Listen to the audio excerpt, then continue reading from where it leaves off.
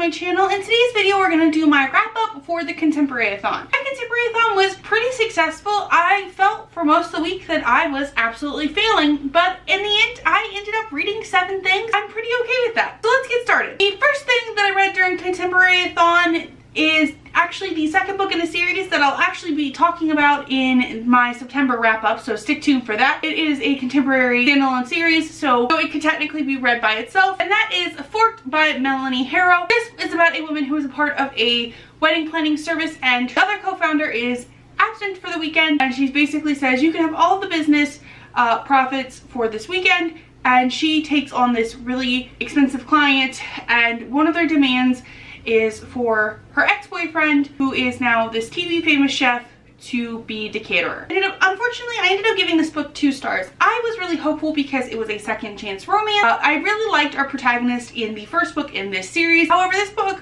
relies on part of the reason them no longer being together was cheating in the past, lying in the past, and also there is a plot line that I am not a super big fan of as a portion of this plot. And I just was not a big fan of how the story was written, and this character who I thought was one thing in the other story was just turned on her head in this story. But it was a really fast read, and I'm pretty sure I'm probably going to finish out this series despite giving this one a 2 stars. It didn't complete any challenges, but I was in the middle of reading this series to begin with at the start of the Contemporaryathon, so I wanted to continue on, but I ended up giving it 2 stars. Next, I read a book that wasn't on my TBR, but it hit quite a few challenges, and that was Fix Her Up by Tessa Bailey. This is about Travis and Georgie. Travis is a former professional baseball player who's now kind of down on his luck after being cut from the major leagues. Georgie, who is a professional clown who is not super taken seriously by anyone in her life, and they kind of strike up a deal in order to be taken more seriously by people in their lives. I ended up giving this book 4 stars. I'm not a super big fan of some of the way Tessa Bailey writes. Her romance scenes, I kind of think she overdoes it sometimes. I wasn't here for Travis. I loved Georgie, and I think it also has to do with how do I like her characters. So I ended up giving this one 4 stars. Definitely one of those stars is because I love Georgie. And this technically fit several of the challenges. It has yellow on the cover, it has an illustrated cover, it is a 2019 release, and it also technically deals with some hard topics. So next I read Heartstopper Volume 1 and Volume 2, and I gave both of these 5 stars. This is about Nick and Charlie and as they meet and kind of fall for each other, and it is super cute, and I do not like where Volume 2 left off, and it's just, I love it with my whole heart. It basically covers every box except for yellow on the cover, and 2019 release, because this is technically a webcomic first, but it could technically count as 2019 release because it was physically published. I absolutely loved both volumes of these.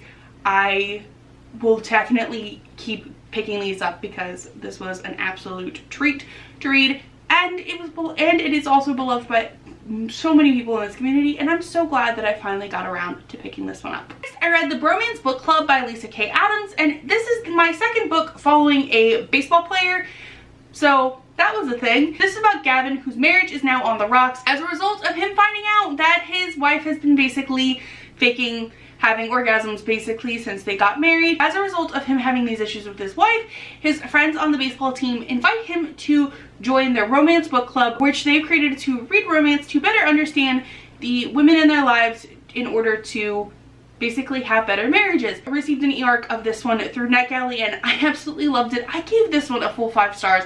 It is smart. It knows exactly what it wants to do and what it is. It does get a little cheesy at times, but it is exactly like the right level of cheesy.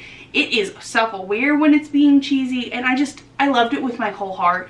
While I was reading it, I was like, if this doesn't take like a drastic turn, I'm probably gonna give this a 5 star, and I'm so glad that I got a 5 star like romance novel out of it. And the Bromance Book Club basically almost hits all the challenges except for Beloved by a Community Member, because I haven't seen a bunch of people talking about this one yet. Next, I read Disorderly Conduct, which is the first book in the Academy series by Tessa Bailey. This one has yellow on the cover, and therefore it technically counts for a challenge. Like listening to this, I had chores to do. It is a thing.